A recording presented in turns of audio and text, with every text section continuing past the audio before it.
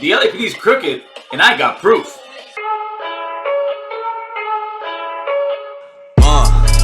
Yeah, I confess, Father, I confess, 'cause I've been living wrong. I know.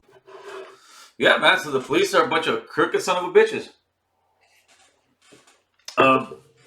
Before I go off and let you know my story of what happened, I'm going to first start off by saying that I, first of all, support not just LAPD, but any police officers that are out there protecting us. Those guys are putting their lives on the line. They're putting their families' lives on the line, because if they're gone, their family's going to take a big hit.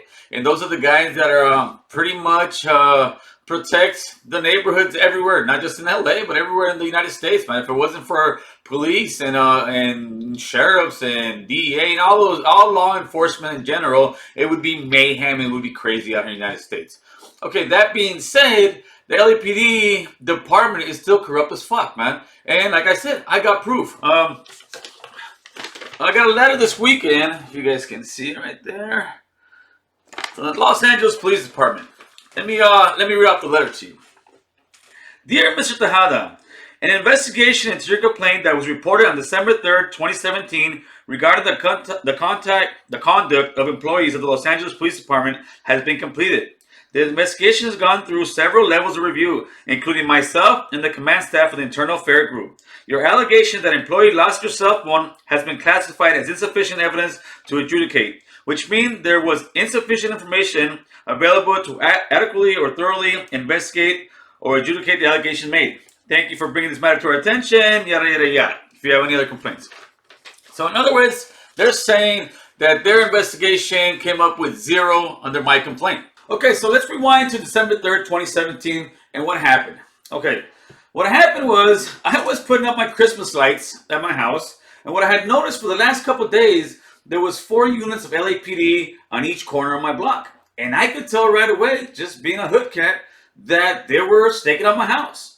I'm putting up my lights. I tell my wife, hey, have you noticed the cops staking out the house? She's like, no, what are you talking about? She goes down the block, looks out. She comes back. I'm on the ladder. She's like, what did you do?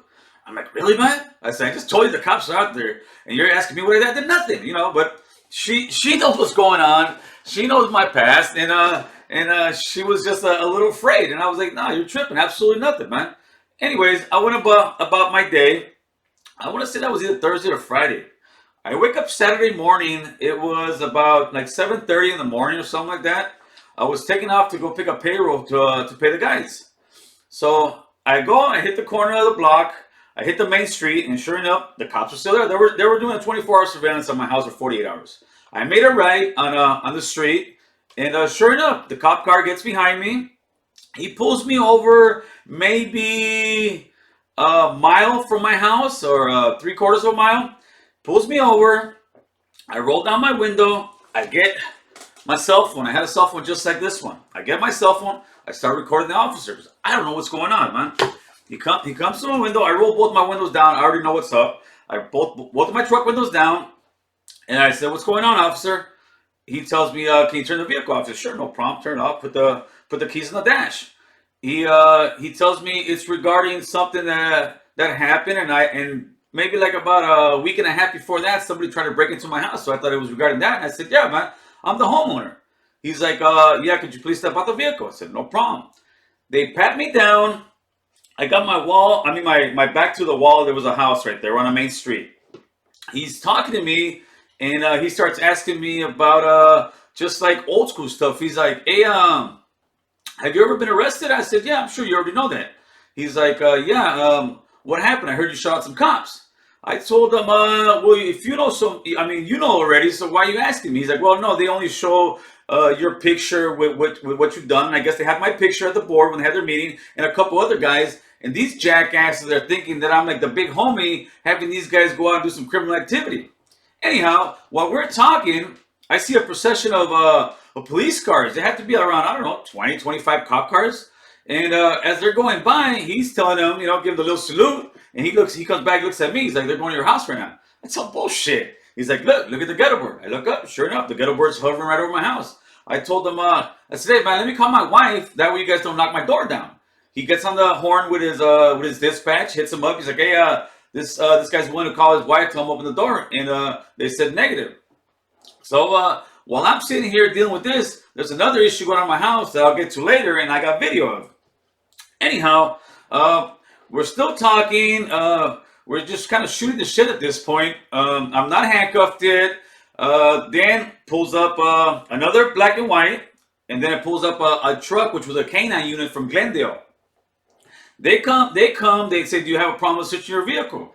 At this point, I already know they got some kind of warrant or something. Probably not for my vehicle, but they'll get it. I said, do whatever you got to do, man. He's like, well, before that, we got to take you back to the house. You may be a witness or something. So I said, all right, no problem. You want to go back? Let's roll. And he's like, can you turn around, please? I said, turn around for what? He's like, well, I got to take you back. I said, well, you just said I'm a witness. If I'm a witness, why do you got to handcuff me? He tells me it's policy. I told him bullshit, it's not policy. I said, if I was a white old guy right now that got robbed, I guarantee you're not going to handcuff him and put him in the back of the car, just like you're not going to do that to me. Well, as that's happening, he calls up. He said, hey, this guy doesn't want a cuff to go back as a witness. Then comes a great challenger, which I call train day. It was two goons that come out with their vests on, straight train day cats. And they comes up to me, and there's a big guy, tells me, what the fuck's the problem? He's like, he doesn't want to cuff. I said, what? Turn around, motherfucker. Gets loud with me. I look and I'm like, this motherfucker. I already know what's going on. If I resist, I'm getting fucked up right now, man. I'm losing any fucking right to sit there and talk to you guys like this. So I turn around, I get four cops fucking grabbing my arms, wait to see if I tense up so they can beat me down, which I didn't. They cuffed me up. They put me in the back of the squad car. One of the officers in the passenger seat, the driver still hasn't came. I hit up the guy in the passenger seat and I tell him, hey brother, I need my phone, man. And then he's like, all right, hold on. The passenger guy comes in. He comes in. The partner tells him, hey, this guy's looking for his phone. He's like, all right, hold on. He goes back to my truck where there's about 2 or 3 cops there, and he's talking to him. He comes back and he says, they said they're gonna leave in the glove compartment. I said, dude, I need my phone. He's like, well, don't worry, they're gonna leave in the glove compartment. All right, no problem. I come back to my place. My house is looking like a scene from fucking SWAT, man. Cops are everywhere. It's just a fucking, it's a madhouse. Anyways, let's fast forward a couple hours. I finally get through this whole shit. Nothing happens to me, no charges. These jackasses finally understand that they got the wrong fucking guy. But the other dummies that had me pulled over still think that I'm some gang-banging son of a bitch and that I'm just out here breaking the law, and they think they're going to just steal my shit and I'm not going to complain about it. Well, I went back as soon as I had the chance, which like I said was a couple hours later. I go to my truck where they told me it was at. Guess what? There was no fucking phone. The phone was nowhere to be found. I drove directly to the police station in Van Nuys. I get in line, wait for my turn to make my complaint. There's an officer behind me. And he said, yeah, how can I help you? I said, I'm here to make a complaint for robbery. He's like, well, who robbed you? I said, you guys did. He looked at me and kind of tripped out. I said, yeah, you guys just pulled me over on Victory Boulevard for a raid on my house, and you guys stole my fucking phone, man. What's up? Well, he was a bit confused. A little bit after, the sergeant came out. He tried to speak to me. I said, dude, you can either call the K9 guy or you can call the other black and white. You guys all had your cameras on. I had my camera on my phone. You guys told me, don't worry about it. We're filming it. I said, you're conducting a search warrant with a K9, and now you guys don't know where my phone's at. Well, they said they couldn't reach those 2 officers because those 2 officers had been working way too much overtime, and now 2 hours later, they're already at home sleeping. Well, that was a year and some change ago. That letter I just got this weekend, and they're trying to tell me that the phone is nowhere to be found. They just pretty much says there's insufficient evidence.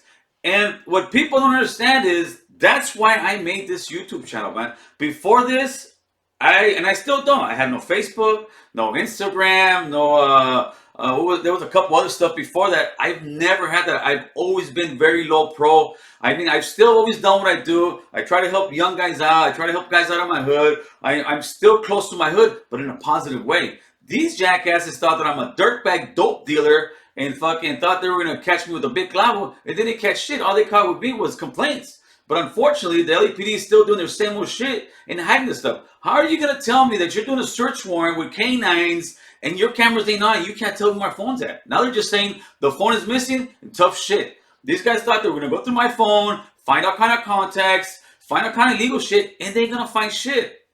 When they came to my house, I've got camera system in my house. They took my receiver, they erased everything off my receiver, and they gave it back to me. Like I told the sergeant when he came to ask me for the code of the receiver, I said, listen, man, the only thing you're gonna see on that camera is me putting up Christmas lights, man, and that's it. And when he came back to give me my receiver, I asked him, hey, Sarge, so what'd you find on my recorder? He's like, yeah, you put up Christmas lights. I said, I told you, man. I said, you guys, I respect you guys. You guys actually were pretty professional on my house, but all that stealing my phone, what's up? And they had no answer for me. And now the answer they have for me is that letter saying that they did nothing wrong or they can't find any sufficient evidence. Well, there's a part 2 of this story.